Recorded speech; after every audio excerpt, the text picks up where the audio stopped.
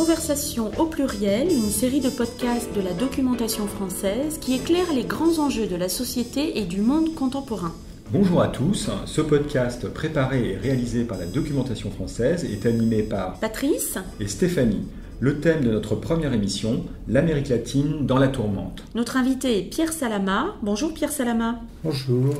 Pierre Salama, vous êtes professeur honoraire des universités en économie à l'université Paris-Nord, spécialiste des pays émergents et plus particulièrement des économies latino-américaines.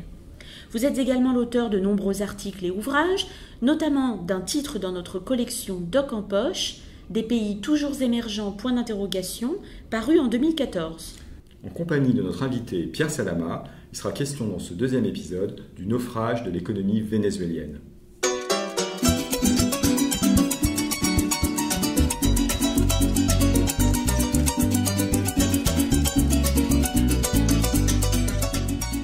Une situation d'hyperinflation comparable, comme l'a écrit dans un post de blog cet été le directeur Amérique latine du Fonds monétaire international Alejandro Werner, à celle de l'Allemagne après la Première Guerre mondiale et du Zimbabwe dans les années 2000. La monnaie vénézuélienne, le bolivar, a perdu en un an 96% de sa valeur par rapport au dollar. Quant à la dette publique du pays, elle est estimée à 150 milliards de dollars. Que s'est-il passé donc, Pierre Salama, dans un pays qui était, il n'y a pas longtemps encore, considéré comme le plus prospère d'Amérique latine? Oui, ce pays était prospère, il faut faire très attention aux termes qu'on utilise, était prospère parce qu'il produisait du pétrole et qu'à cette époque, le pétrole coûtait très cher. Il était un peu prospère comme l'est l'Arabie saoudite. Déjà existaient des problèmes gigantesques qui vont d'ailleurs expliquer l'arrivée de Chavez, à savoir des inégalités de revenus très importantes, des sorties de capitaux colossales, notamment aux États-Unis, vers les États-Unis, et donc des inégalités qui devenaient insupportables. Et c'est ça qui explique, en fait, fondamentalement l'arrivée, il y a déjà plusieurs années de cela, de Chavez. Donc, quand on dit c'est un pays des plus riches, oui, mais des plus inégaux, la richesse n'était pas du tout redistribuée. Le problème que l'on peut dire, c'est qu'il est arrivé un peu ce qui arrivait même avant Chavez, dans les pays qui ont une matière première abondante, à savoir que ça ne vaut plus tellement la peine de produire, on peut importer de manière tellement facile, grâce à l'abondance, ce qu'on appelle là-bas la bonanza, l'abondance des devises. Et donc, par conséquent, c'est un pays qui avait une petite industrie, mais qui était déjà très très fragile avant même, je dis bien avant même l'arrivée de Chavez. Donc, tout ne vient pas de l'époque de Chavez, mais c'était déjà latent, comme on dit. Celso Furtado, il y a très très longtemps, avait écrit la même chose pour le Venezuela, c'était un de ses premiers écrits, s'agissant cette fois-ci du boom du café. Le café précédait le boom du pétrole et ce café avait produit des difficultés croissantes à une industrie naissante, comme on avait pu l'observer déjà dans plusieurs pays d'Amérique latine dans les années 30. Voilà. Rappelez-nous juste qui est Celso Furtado. Celso Furtado est, avec Raoul Prebisch, peut-être une des sommités intellectuelles des économistes les plus importants d'Amérique latine. Il a été, c'est un Brésilien, il a été aussi également professeur, il a été mon professeur et j'étais puis son assistant à Paris parce qu'il était réfugié politique. Et au bout de 10 ans, il a pu retourner au Brésil et il est devenu ministre de la Culture. Et ensuite, il a joué un rôle plus ou moins important, notamment contre la dette, c'est-à-dire donnant des arguments, écrivant des livres pour que le pays cesse de payer une dette qui appauvrissait les plus pauvres. C'est un peu un symbole, c'est un homme d'une grande puissance intellectuelle et ses analyses généralement conservent encore leur pertinence. Donc ce qui est arrivé dans ce pays, c'est ce qu'on appelle, nous, dans une certaine mesure, avec notre jargon, la maladie hollandaise. Parce que en Hollande, au temps jadis, il y a eu du gaz, c'était du gaz, et ça avait provoqué d'énormes problèmes, notamment du point de vue industriel, et puis aussi également du point de vue de la spéculation, parce que quand on cesse de faire de l'industrie, on spécule sur le bâtiment où on sort les capitaux. Et c'est ce qui s'est passé malheureusement dans ce pays. L'arrivée de Chavez, au début, a été accueillie à bras ouverts, si je puis dire, compte tenu du legs, de l'héritage. Et puis c'était un peu un substitut à Castro. Castro vieillissant, même ça faisait des années, des dizaines d'années qu'il était au pouvoir, et il avait aussi cette intelligence politique contre Bush notamment à l'époque, qui lui permettait de focaliser, si je puis dire, toutes les oppositions à l'Amérique latine contre ce qu'on appelle l'impérialisme nord-américain, qui à l'époque cherchait à établir un traité de libre commerce du nord de l'Alaska jusqu'au sud, c'est-à-dire au sud de la Patagonie. Donc il était très très bien accueilli, il a eu une politique sociale qui a été facilitée par la montée à son époque de la très forte montée du cours du pétrole, et on commençait à se poser certains problèmes assez rapidement, mais pas tout de suite, parce que l'argent était tellement abondant qu'on pouvait à la fois avoir une politique sociale, et il y a eu une politique sociale. C'est quand même rare dans ce pays, c'était quelque chose d'un peu particulier et qui explique le soutien populaire de Chavez. Et puis aussi également, ça pouvait permettre la corruption. Ça pouvait permettre aussi la corruption. Donc ça, c'est la corruption étant camouflée, les effets négatifs de la corruption étant camouflés par cette politique sociale et par l'abondance de devises qui permettaient cette politique sociale. Déjà, je me souviens à cette époque qu'on avait des problèmes sur les données statistiques parce que on ne savait pas comment était construit le budget, sur quel cours du pétrole. Parce qu'un pays comme le Venezuela, il faut bien comprendre que le pétrole, c'est du côté la possibilité d'importer, c'est-à-dire la balance commerciale, mais c'est aussi les recettes fiscales. Dans un pays qui est essentiellement pétrolier, eh bien, l'essentiel des recettes viennent du pétrole. Donc si vous fixez un budget avec un prix du pétrole qui est très en deçà du prix qu'il va atteindre, évidemment c'est tout un argent, un pactole, si vous voulez, un trésor de guerre qu'utilisait Chavez, à la fois pour faire des politiques sociales en surplus, mais aussi pour financer toute une série de mafieux. Il faut appeler ça comme un chat, de mafieux. Le problème est que, chemin faisant, les difficultés s'accroissent, y compris à la fin de Chavez, ça s'accroît parce que le prix du pétrole tombe, l'industrie ne peut pas répondre, etc. Les politiques sociales sont très différentes et en général, les politiques sociales sont très difficiles à poursuivre, surtout qu'il faut payer en général d'abord, en premier, la corruption, si je puis dire. Donc elles vont commencer à diminuer. Et avec l'arrivée de Maduro, qui n'a pas la carrure de Chavez, il faut écouter ses discours, c'est un peu comme Lula, si vous voulez. Je me souviendrai toujours d'une phrase qu'a dit Chavez un jour, il a dit « Je ne suis pas Chavez, je suis le peuple ». Vous savez, je suis le peuple. Donc, une identification de l'homme avec le peuple, immédiatement. Identification totale. Et ça, c'est dans un discours de lui. Je ne suis pas Chavez. Il n'a pas dit ça, il a dit Chavez n'est pas Chavez. C'est-à-dire, il parlait de lui à la troisième personne. Il est le peuple. Alors, nous allons l'entendre, cette phrase, Pierre Salama, dans une archive datant du 3 décembre 2006, à l'occasion du discours prononcé par Hugo Chavez à Caracas, le soir de sa réélection à la présidence de la République du Venezuela. Porque esa es otra de las grandes victorias de hoy. Todo el que votó por Chávez, votó consciente. Porque Chávez no engaña a nadie, porque Chávez habla claro. Porque Chávez no es Chávez, Chávez es el pueblo venezolano. Quand vous avez cela, et face à l'autre, vous avez après un autre qui arrive, qui est une espèce de, je sais pas quoi, de comptable, je sais pas, aucun mépris pour les comptables, mais enfin, il est désigné. Il a été désigné, c'est tout à fait différent. Et généralement, ceux qui sont désignés ne sont pas les meilleurs. Elles ne sont vraiment pas les meilleurs. On a eu ce problème aussi avec Dilma Rousseff au Brésil, dont on parlera tout à l'heure, désigné par Lula, c'est pas toujours les meilleurs. Il serait intéressant de savoir pourquoi celui qui est très bon, très haut, ne cherche pas le meilleur pour le remplacer. Ça, c'est encore une autre histoire. Mais enfin, là, il a choisi quelqu'un qui a déjà été pris dans ses difficultés et qui n'était pas capable de les assumer. Et il a commencé à violer, c'est le moins qu'on puisse dire, la Constitution, la contourner, etc.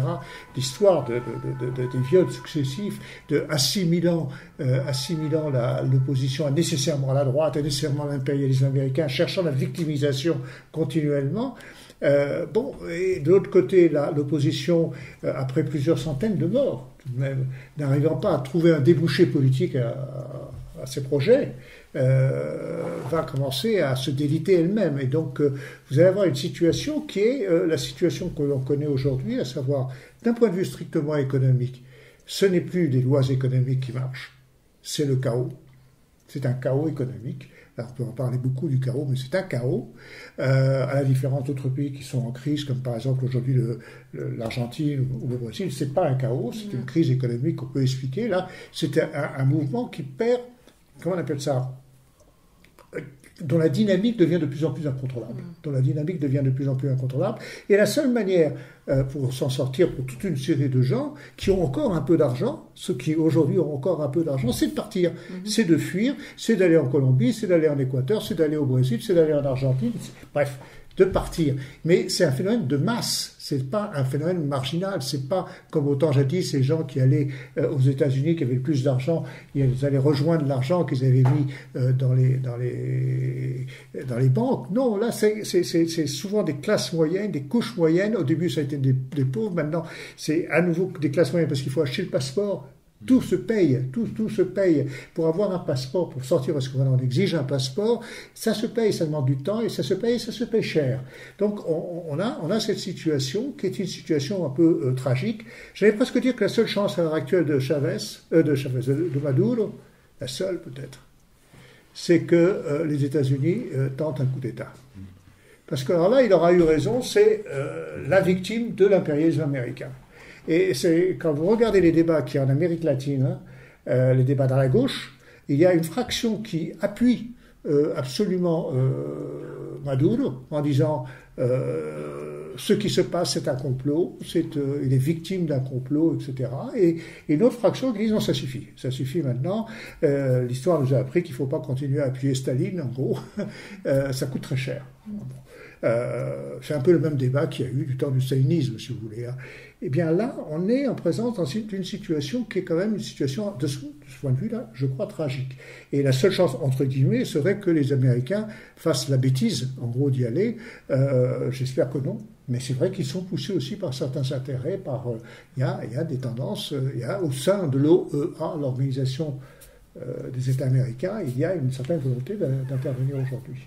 Et alors, comment expliquer très simplement que le bolivar, donc la monnaie vénézuélienne, ait perdu en un an 96% de sa valeur par rapport au dollar? D'abord, il faut comprendre une chose, c'est que ce chiffre est du mode du folklore.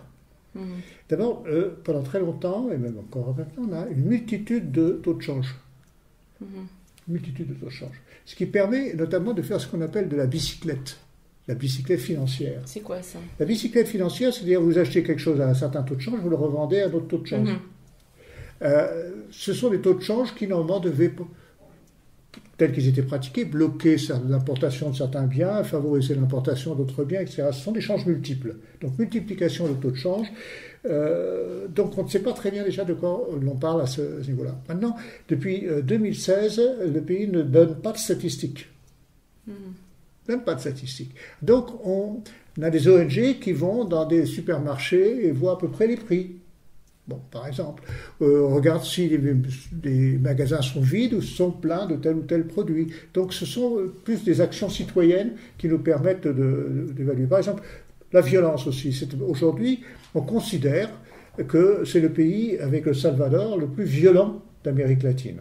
C'est quand même 89 pour 100 000 tués chaque année, d'homicides. Alors c'est intéressant, c'est un révélateur. Alors si vous regardez, les données officielles, il n'y en a pas, mais il y a des déclarations. Alors, les déclarations sont contradictoires. De temps en temps, elles les justifient, de temps en temps, elles disent l'inverse. Bref, c'est quand même, on est dans une situation où on ne sait pas très bien. Mais ce que je sais de toute manière, c'est, tout simplement par tous mes amis qui y sont allés, etc., c'est que c'est très violent. Et la violence, ce qui est intéressant, c'est que c'est en général un indicateur de la corruption.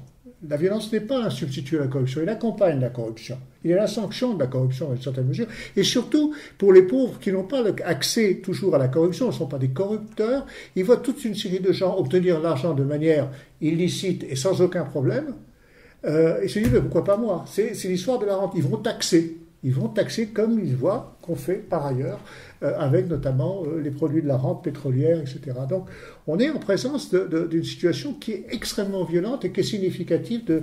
Alors, est-ce que c'est 84%? Je ne sais pas, mais ce que j'ai vu, en tout cas, dans les statistiques pour ce qui concerne l'inflation, on dit que les choix arrivent vous l'avez évoqué, de 1 million %. Est-ce que c'est 800 000? Est-ce que c'est plus? Là, plutôt, on a plutôt l'impression que c'est depuis 2018 que début 2018, que ça a complètement dérapé. Et c'est difficile d'aller là. Tout le monde, maintenant, y compris le petit policier, est corrompu. Parce qu'il ne peut pas non plus faire autrement. C'est ce qu'on appelait en Afrique de temps en temps la corruption démocratique. Parce que d'abord il doit payer son supérieur, mais ensuite il doit aussi manger. Et ce qu'il a comme revenu n'est pas suffisant, bien que les policiers et surtout l'armée soient ceux qui concentrent le plus de pouvoir et donc le plus de ressources à l'heure actuelle dans ce pays. Alors justement, pour sortir le pays de l'impasse, sortir de cette situation de chaos, le président Maduro a lancé un plan de redressement économique à la fin de l'été. Alors les 3 principales mesures que l'on a retenues sont la suppression de 5-0 au bolivar souverain, la création du pétro, une crypto-monnaie, et la multiplication par 34 du salaire minimum. Alors la suppression des 5-0 du bolivar souverain, Pierre Salama, vise à lutter contre l'hyperinflation. Alors par quel mécanisme ? Non, c'est pas vraiment ça.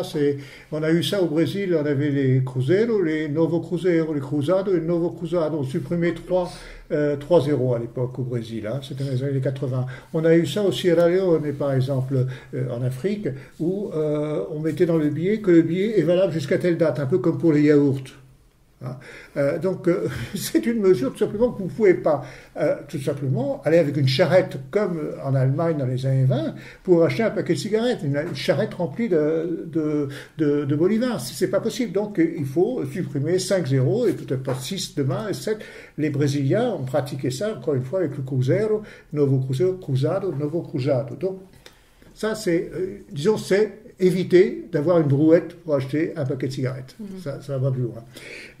Pour ce qui concerne le pétro, la deuxième mesure, le pétro. Le pétro, ce que personnellement, je ne suis pas du tout un spécialiste des crypto-monnaies, mais ce que je sais, c'est que c'est une monnaie virtuelle et elle est basée quand même sur une confiance vérifiée au sein de ce qu'on appelle les blockchains. Oui. Bon. Mais Pierre Salama, avant que vous continuiez sur ce point et nous expliquiez le mécanisme et surtout les enjeux de cette mesure, rappelons juste que c'est la première fois qu'une banque d'État en lance une, de crypto-monnaie. Son prix de référence, c'est le prix d'un baril de pétrole, c'est-à-dire un pétro égale $60, et qui sera soumis à fluctuation. Et il y a eu une première émission de 100 millions de pétros une première fois donc, et sont prévus 44 millions supplémentaires en mars 2019. Le gouvernement a également ordonné aux banques privées et publiques d'adopter le pétro comme unité de compte. Alors, quels sont les enjeux D'un point de vue strictement international, d'abord, c'est une monnaie qui n'est pas reconnue. Aucun n'a reconnu. Or, l'essentiel, encore une fois, des recettes du pays vient de la vente de pétrole. Et ce pétrole, qui l'achète, ce sont les États-Unis, qui continuent à acheter le pétrole, et la Chine, et un autre pays, je ne sais plus d'Asie, mais surtout la Chine. Mais la Chine, là, avec des contrats très particuliers, généralement, c'est dette contre biens naturels, c'est-à-dire contre pétrole. À quel tarif, on ne sait pas. On ne sait pas. Donc, on est quand même dans une situation un peu particulière. C'est-à-dire, celui qui capable de pouvoir en dollars, ce sont les États-Unis. Et les États-Unis ne veulent pas. N'en veulent pas. Ils ont été très très très clairs qu'il ne pouvait pas y avoir d'échange sur la base de pétrole, etc. Par ailleurs, $60, c'est bien. On est à 80, donc ça pourrait être merveilleux. Donc on pourrait penser qu'effectivement, le Venezuela pourrait s'en sortir, puisque le cours du pétrole monte, il est situé aujourd'hui autour de 80. Problème, c'est que comme ils ont mangé leur blé en herbe, c'est-à-dire dit autrement, ils ont mangé, au lieu d'investir, ils ont mangé les recettes des sociétés pétrolières. Donc elles n'ont pas investi. Donc aujourd'hui, on a une baisse de la production.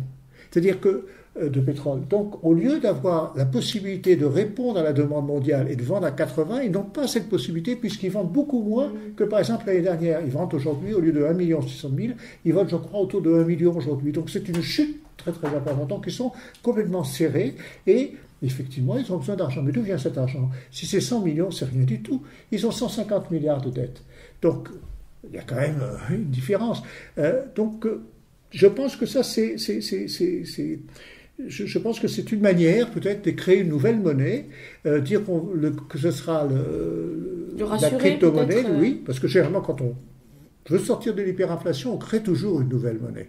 Mais on l'accompagne de mesures économiques. Là, les mesures économiques, je ne les connais pas. Je ne connais pas les mesures économiques et je ne pense pas qu'ils soient capables, à mon avis, de prendre des mesures économiques suffisantes pour, effectivement, crédibiliser la nouvelle monnaie. Cette monnaie, c'est de la crypto-monnaie qui, elle, est basée sur, bien qu'elle est mise par la Banque centrale, elle est normalement basée sur un système dit de blockchain dans lequel ce sont les créditeurs et les débiteurs qui se font confiance entre eux.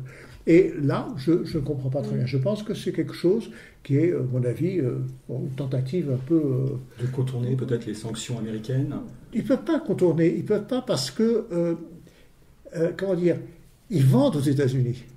Ils sont même propriétaires de raffineries aux États-Unis, de raffineries américaines. Donc ils ont même une chaîne de distribution aux États-Unis. Donc pour l'instant, paradoxalement, Trump hurle contre le Venezuela hurle contre Trump, mais ils n'ont pas cessé leur relation économique sur le pétrole, tout au moins. Sur le pétrole, je précise bien. Et donc...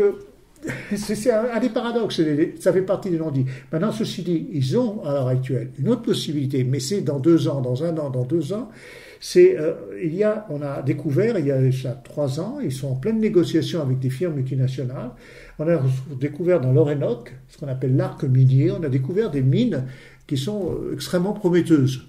Donc il y a une discussion pour, à l'heure actuelle, exploiter ces mines et obtenir des devises qui ne viendraient donc pas seulement du pétrole, mais des mines.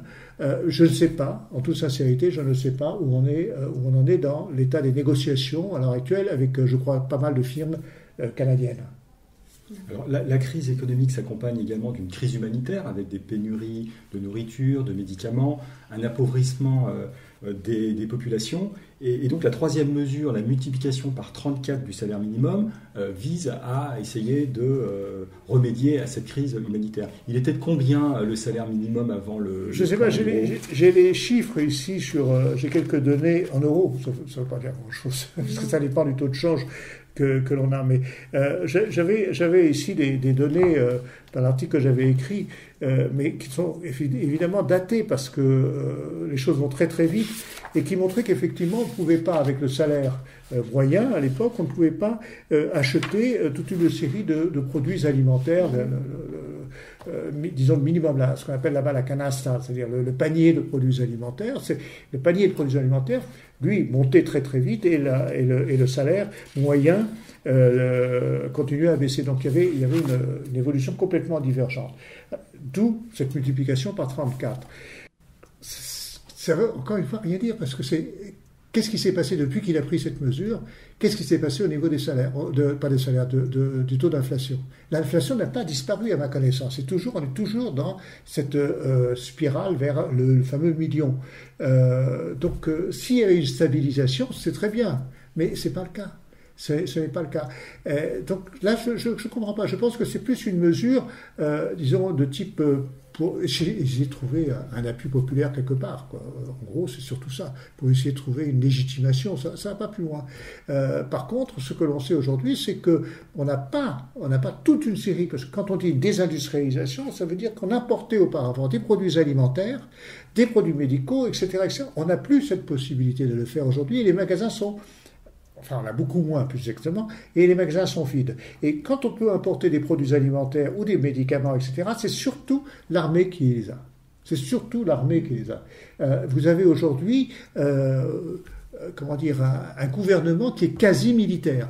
qui est quasi militaire, c'est-à-dire ce sont des généraux, des colonels, etc., et qui cherchent à satisfaire aussi également leurs troupes pour pas qu'elles bougent trop. Donc c'était une situation qui est entre le discours, je ne veux pas dire socialisme, de gauche, etc., et la réalité concrète, il y a un divorce total.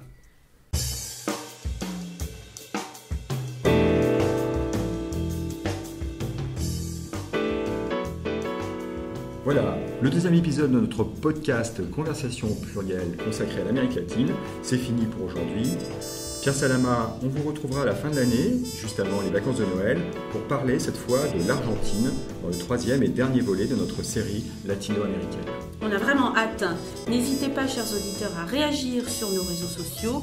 Merci encore Pierre Salama pour cet éclairage extrêmement enrichissant. À bientôt, portez-vous bien. Au revoir Pierre Salama, au revoir à tous.